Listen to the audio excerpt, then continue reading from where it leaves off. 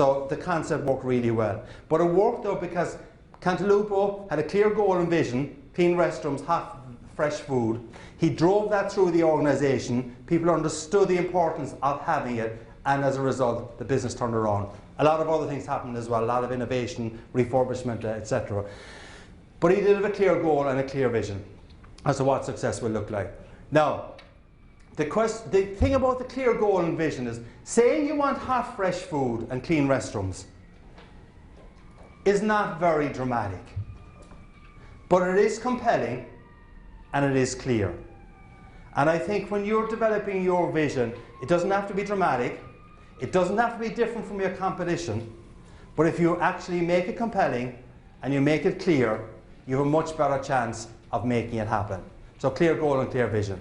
Now, in the businesses that you're in, competition is easy. Is that right, Chris? Competition is dead easy, yeah? All right, okay. So, I mean, you've got up against really tough competitors, some of them who may be here in the room, but you're up against people who've got good product, good service, good people, and good marketing campaigns as well. That's the life that we live in. They're hopefully saying the same things about you.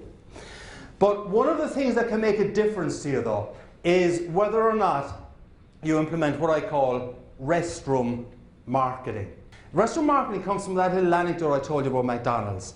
And Cantalupo said that people were boycotting McDonald's because they weren't providing fresh hot food and clean restrooms. And basically what he realized is that there are certain things that if you don't get right, people will boycott your business. And one of the basic ways that people lose business is because you don't get basic things right or simple things right, and your customers get tired of you and they'll move to someone else. It isn't because you don't have a good product, it's because something went wrong.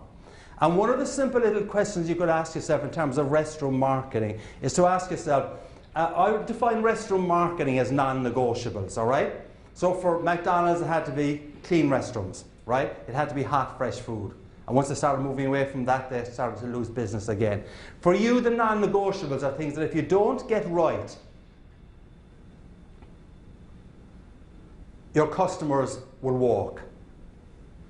And a very good exercise for you to do with your colleagues would be to ask yourself, what are our non-negotiables? What are the things that if we don't get right, we lose customers? And these are non-negotiables that don't necessarily just apply to the C-suite, to the executive office, but they apply to every part of the business.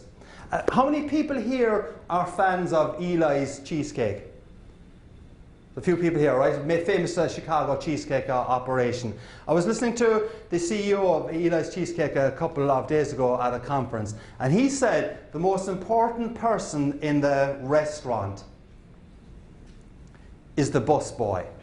But the point is, it's the really basic things that can make a difference. Because if you go to a restaurant, if any of you, last night we had a wonderful meal here, but if you had got snarky service from the staff, and we didn't, we got really good service from the staff, or if someone was actually rude to you, what you will remember is that kind of a reaction, right? So it isn't the chef that's going to make the difference to a restaurant.